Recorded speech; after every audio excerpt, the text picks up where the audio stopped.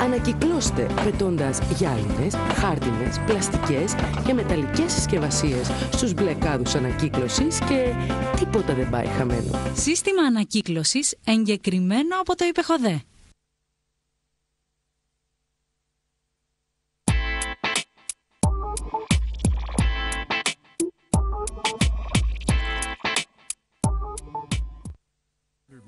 East of Anchorage, Alaska, there stands a phased array transmitter capable of beaming more than 3 billion watts of energy into the ionosphere.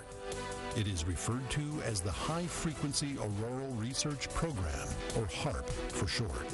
Unfortunately, no one seems to know precisely what it does, or more importantly, what it can do. Could it be that this marvel of technology is capable of changing and controlling weather patterns worldwide? Is HAARP, in fact, a part of some secret Star Wars defense system?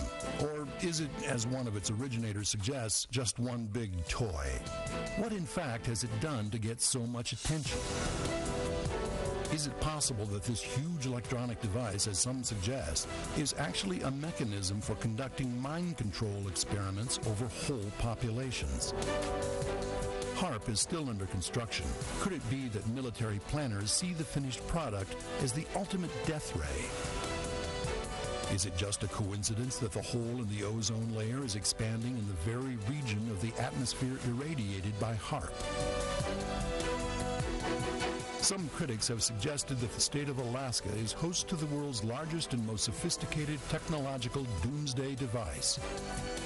What is really going on in the frozen landscape at the edge of the Arctic? We'll try to uncover the mystery of HAARP.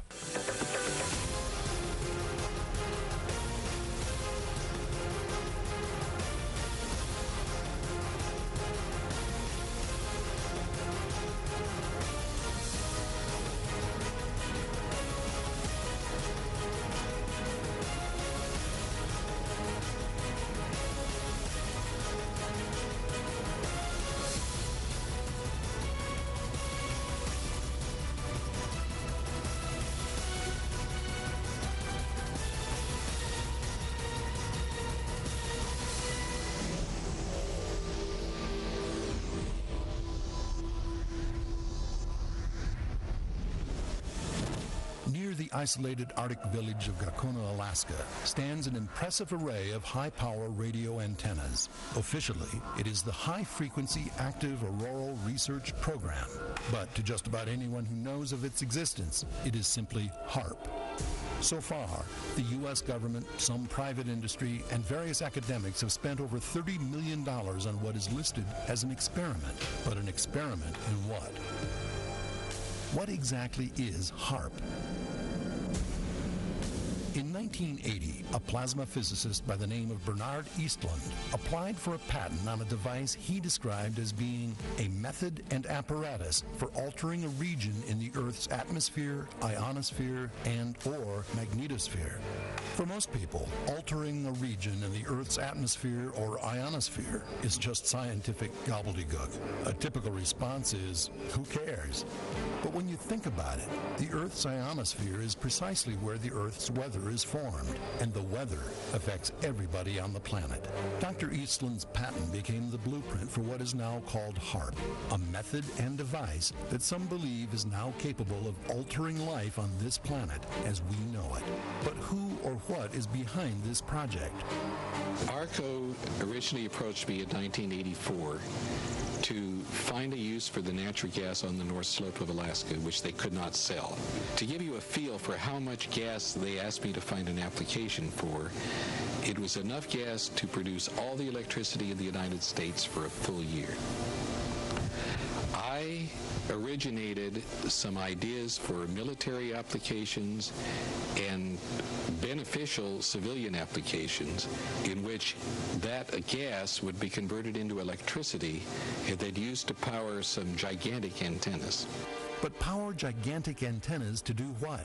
What military applications were anticipated? And what are the beneficial civilian applications? Perhaps the question we should be asking is not, what can it do? But what, if anything, has HAARP actually done already? What's most scary and exciting about HAARP is the potential of its application. For example, ELF waves generated by the array could be used for a variety of military applications, including finding underground bases, tunnels, even caves. The government is interested in HAARP technology because it's a new frontier, a new way to solve an old problem. Ronald Reagan asked the scientists of America to find a way to render ICBMs, nuclear weapons, obsolete. HAARP was one of many programs that were developed that might be able to do this. The U.S. is continuing to be interested in the project because this technology opens an incredible suite of potential weapons systems. These include talking with deeply submerged submarines, locating underground bases, tunnels, launch and manufacturing facilities for weapons of mass destruction. Strange, amazing things like being able to set off volcanoes or create earthquakes, being able to create relativistic particles at the top of the atmosphere that could destroy enemy spy satellites, that could take out space-based weapons platforms. While there is no official admission of using this technology, mainstream media has reported that HAARP was used to find terrorists in Afghanistan. It's hard to imagine the U.S. passing up such an opportunity. What does HAARP do? HAARP is a large antenna where we beam radio frequency energy up into the upper atmosphere, and we create on a small scale what the sun normally does. And the reason we're trying to do this is because when you have disturbances in the ionosphere, we can't communicate with our satellites. Basically then, HAARP is just a great big radio antenna with enough power to heat up the ionosphere and maintain radio communication with satellites, or find holes in the Earth. That sounds harmless enough, but critics suggest there are other, more sinister applications. Applications discussed in the patents included destroying missiles. Communications control and disruption were included. There were some other ideas both to possibly modify weather and finally to lift a portion of the upper atmosphere further out into space where hopefully it would be able to deflect missile trajectories. Dr. Eastland, we should point out, is no longer with the program, but his patent did in fact anticipate a Star Wars kind of defense mechanism which also had the capability of actually changing the weather, disrupting communications, and literally moving the upper atmosphere closer to the sun. But if the technology can do all of that, is it also likely to affect people, animals, even the Earth itself? Carl Sagan once wrote, "We've arranged a global civilization upon which most crucial elements profoundly depend on science and technology. We've also arranged things so that almost no one understands science or technology. Sooner or later, this combustible mixture of ignorance and power will blow up in our faces." Have we finally reached that point? Can anyone predict what altering or moving the upper atmosphere will do? The first serious study of this type of technology possibly dates back to Nikola Tesla.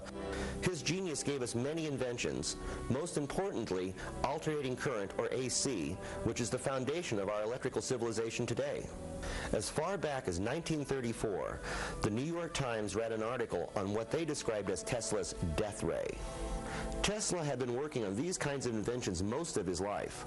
In March of 1920, a publication called Electrical Experimenter published illustrations of Tesla's prototype wireless power transmitter, which even then was being described as a death ray searchlight device. Dr. Eastland even referenced Tesla in his initial patent, and in a BBC A&E documentary said, "I think Tesla would be very proud." In my view, HAARP, based in part on Tesla technology, has the potential to be the ultimate doomsday device. On the other hand, those who are directly involved with the project seem to think there's nothing at all to worry about. HAARP has no effect on the Earth. Is HAARP safe? Yes, HAARP is safe. Therein lies the controversy. Is it a doomsday device, or basically just an expensive toy?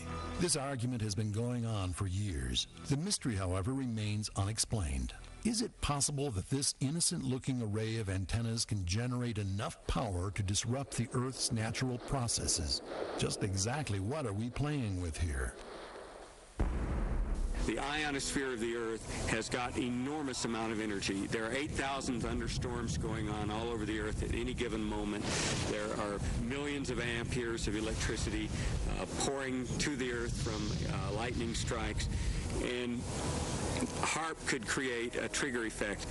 It's the same as a bullet, for example. If you have the primer on the back of a bullet, and that primer releases a tiny amount of energy, but it triggers the larger power in the bullet itself. And HAARP is playing with the energy system of the Earth. In many ways, HAARP is one of the most perplexing and contradictory mysteries we have yet had to face. College and university science departments are working with the project in an effort, apparently, to discover exactly what it might do to the Earth. Yet HAARP officials tell us it has no effect on the Earth. How do they know? Dr. Eastland's patent date is 1987, yet the technology goes back at least to Nikola Tesla's experiments in 1920. Was Tesla building a death ray? And is it all just a coincidence that with the ionosphere and the ozone layer so interrelated, that the hole in the ozone layer appears to be expanding in the very region of the Earth's atmosphere irradiated by HAARP? We often hear that the Earth's ecosystem is fragile, that a hole in the ozone layer could alter the ecological balance of the Earth and cause irreparable harm. What precisely does irradiating the ionosphere do to this delicate balance? What I'm holding in my hands is an electrodeless lamp. In it, I have a low atmosphere gas, somewhat similar to the atmosphere above the Earth. I'm going to turn it on in my microwave oven and demonstrate that the around 1 watt per square centimeter that this microwave oven makes will turn it on and generate a plasma.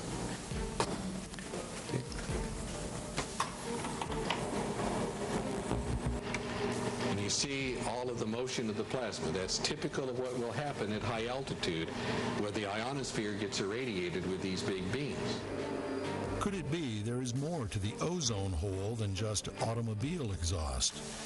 There are several high-powered radio antennas around the world, but in relation to HAARP, they're like a child's cap gun compared to a 50-millimeter cannon.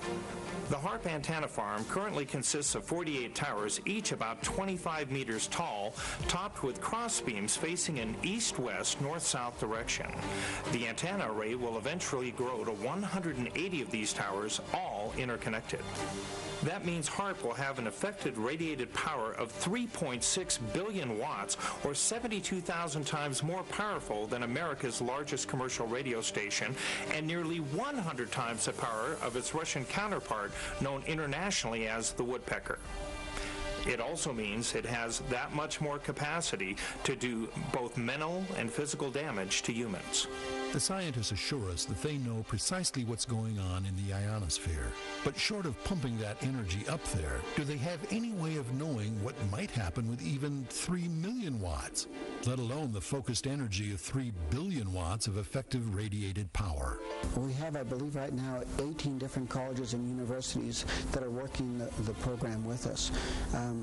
University scientists are interested because they're studying science, and this is a major effect on the Earth, and so they want to know more about what it is and what it does. What we can do with an antenna is change the portion of the sky into which we insert the energy. But because we're squeezing the megawatts into a narrow beam, then in a very tiny area, you can create what's it called, an effective gigawatt. So there are some things we do know. What we don't know is why the government suddenly became interested in this strange technology.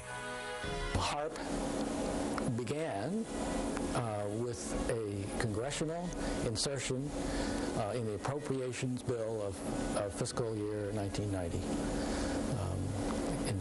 In essence, Congress directed the Defense Department to explore the potential for using the auroral regions for improving communications and navigation and surveillance.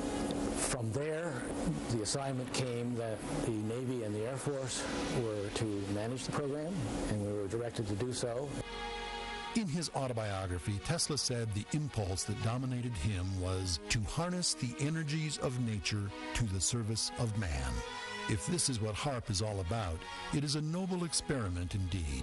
But Dr. Eastland, who was a great admirer of Tesla, was removed from the project long before the Department of Defense took it over. Which leads us to ask, what is the impulse that dominates modern scientists and military planners? What does the Air Force and Navy believe HAARP can ultimately contribute to their objective? And are there really any civilian objectives that can be met by HAARP technologies? Dr. Eastland's patents, which were held by ARCO, now seem to be largely forgotten. Or are they? When you look at the other patents built upon the work of Eastland, it becomes clear how the military intends to use a HAARP transmitter. It could give them a tool to replace the electromagnetic pulse effect of some atmospheric thermonuclear devices still considered an option by some planners. It can replace the huge, extremely low-frequency submarine communication system. It could replace the over-the-horizon radar system once planned for the current location of HAARP with a much more accurate system. It could provide a wide-area Earth-penetrating beam capable of detecting underground nuclear test sites. It could even provide a tool for geophysical probing that would define gas, mineral, and oil deposits over vast regions. And it could also be used to detect incoming low-level planes and cruise missiles. All of that sounds reasonable, even desirable for those who are interested in a sound national defense and a more secure world. But since no one has ever built a radio transmitter this big before, some experts wonder if the side effects might not overcome the technological advantages. In 1983, I did radio tomography with 30 watts, looking for oil in the ground. I found 26 oil wells over a 9-state area, and 100% of the time was accurate with just 30 watts of power beaming straight into solid rock. HAARP, or the High Frequency Active Auroral Research Project, uses 2 billion watts beamed straight into the ionosphere for experiments. Now, that's profoundly dangerous. Picture these strings on the piano as layers of the Earth. In fact, picture each string as a molecular bond length. Each one has its own frequency. What we used to do is beam radio waves into the ground, and it would vibrate any strings that were present in the ground. For instance, we might get a sound back like, and we'd say, that's natural gas.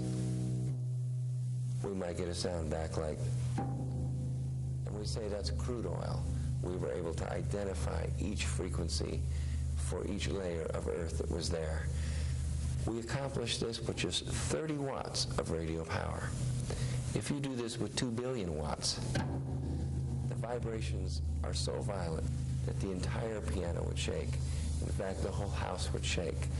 In fact, the vibrations could be so severe underground that could even cause an earthquake. As you might expect, the United States is not the only country in the world researching this kind of technology. Our old nemesis, the Russians, for example, have their own version, and they've been at it longer. What happens if other nations begin conducting the same experiments? Actually, the Soviets began a series of tests starting in 1976. These became known around the world as the Russian woodpecker because they were pulsed at 10 beats per second. In October of that year, a New York Times article pointed out that not only did the Russian signal disrupt radio and telecommunications worldwide, it posed a threat to human beings by affecting the central nervous system. In 1990, the EPA released a report that suggested a causal link between extremely low-frequency electromagnetic fields and leukemia, lymphoma, and brain cancer in humans. But in the entire 440-page HAARP environmental impact statement, that fact is never mentioned. It's impossible to escape the idea that there might be a lot of other stuff they're not telling us. You'd think that anything run by the government and invested with that much technology would be a closed book. Actually, just the opposite appears to be the case. The facility is maintained by a single caretaker whose primary job is to keep the snow off the antennas. It has its own website, and the facility is even open to the public on some occasions. Of course, not too many people venture up to Gakona, Alaska, even to see the aurora borealis. Could it be we are seeing the perfect example of something that is hidden in plain sight? Of course, that's a major problem. No one is telling us anything except what it won't do, yet HAARP could be not only the biggest ionospheric heater in the world, it could also be the largest device ever conceived to effectively brainwash entire regional populations. The HAARP planners, of course, have never discussed any of this research, but both the Army and the Navy have been working on these concepts since the early 1960s. HAARP officials are equally defensive about any effects their toy has had or may have on the weather. In fact, Dennis Papadopoulos, referring to the suggestion that HAARP might be the cause of some extreme weather events, said, "It's like trying to use a fly to stop a truck. I would need 1,000,000 HAARPs and all the energy from the world's electricity for a year to affect a thunderstorm. It's a matter of energy levels." The official HAARP website is more specific. It states flatly that the HAARP facility will not affect the weather, and goes on to say, quote, "No association between natural ionospheric variability and surface weather has been found. However, there are those who take exception to that statement." The statement that there is no association between the ionosphere and surface weather is an outright lie. In his book, The Weather Companion, Gary Lockhart wrote, "We can artificially influence the Earth's aurora with a relatively small amount of energy, and we know that outbursts of the northern lights do change weather patterns. There is indeed mounting evidence that upper atmospheric events affect lower atmospheric weather, and vice versa. But the evidence is not yet conclusive. As long as the subject remains controversial, HAARP scientists feel safe in discounting it. They also apparently feel safe in lying about its existence. What they're not paying any attention to is what's happening to the ionosphere while it's being held 80 miles out into space by this high-energy beam. It's heating up. And all of the molecules in that ionosphere region are absorbing energy out of that radio beam. And if they pick the right frequency to push that plume out into space, that energy may discharge back out of the ionosphere, back down the radio beam, and strike the Earth. And it would be about 100 times the energy released out of a thunderbolt. And that's how much energy would be released. In certain applications, the military acknowledges they can literally lift the ionosphere, and what they say is, there's no problem, it's a short period of time. But when you lift up the atmosphere, the lower atmosphere rushes in and fills that void, thus changing localized weather patterns. HAARP research papers say they intend to lift a part of the ionosphere that creates a hole that they say heals over quickly. But what happens if you create enough holes that they just can't quite take care of it fast enough? It's this question of holes that is particularly troubling. For a number of years now, a growing body of scientists and politicians have been warning of holes in the ozone layer. For the most part, the problem has been placed at the doorstep of fossil fuels and other fluorocarbon molecules, such as refrigerants. Could it be they are not the problem, or at least not the principal problem? The reality is the ionosphere stops the sun's most violent radiation by making ions. The stratosphere filters out most of the sun's weaker radiation, ultraviolet light, by making ozone. That's why a reduction in the ozone layer can pose a threat to life on this planet. And that's just one reason why HAARP's deliberate meddling with the ionosphere is so frightening. Is it just a coincidence that the largest known hole in the ozone layer is over the Arctic? Could it be that HAARP research, with its disruption of the ionosphere, is accelerating or even causing the problem? We are already paying hundreds of millions of dollars in increased cost of goods and services brought on by the efforts to reduce or eliminate fluorocarbon output, ostensibly to protect the ozone layer. But the money may be the least of our problems. The fact is, life on this planet exists because the Earth's atmosphere has the ability to absorb ionizing radiation in the ionosphere and the stratosphere. Will the high-frequency auroral research project go too far in injecting energy into the ionosphere? And how far is too far? The ionosphere is a dynamic system, ever moving, ever changing. I don't think anyone on this planet really knows when enough is enough. Sometimes we work at solving a mystery just for the sheer fun of it. And most of the time, if you come up with the wrong answer, you can just go back and start over. Could it be that the wrong answer on this one will have us all playing a harp?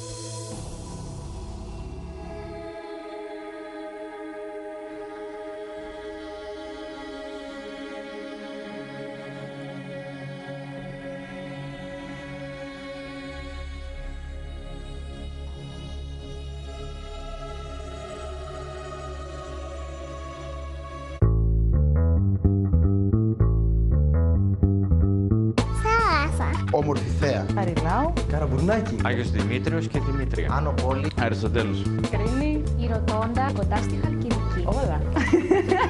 Ποτάκι στη Βαλαωρίτου. Καλοντημένος κόσμος. Ωραίες φάτσες. Παιδικοί έρωτες. Έχουμε ωραίες γυναίκες. Τα ωραία αγόρια. Έχει και ματράχια. Μια χαρά. Κάστρα, καλό φαΐ. Όχι καλαμάκια, σουβλάκια. Σισαμένια κουλούρια. Παγωτό. Φραπές, φραπές, φραπές. Μπαλαλάικα, λαλά, καινούργιες κουλτούρες, φεστιβάλ και μαδόρα. Προγκρέσι. Συναυλίες. Το διαφορετικά στυλ που απλά περνάνε από μία... Exactement. Η πόλη είναι jazz. Πρέπει να το δοκιμάσεις. Βλέπω δυνατότητες. Βλέπεις την πόλη σου.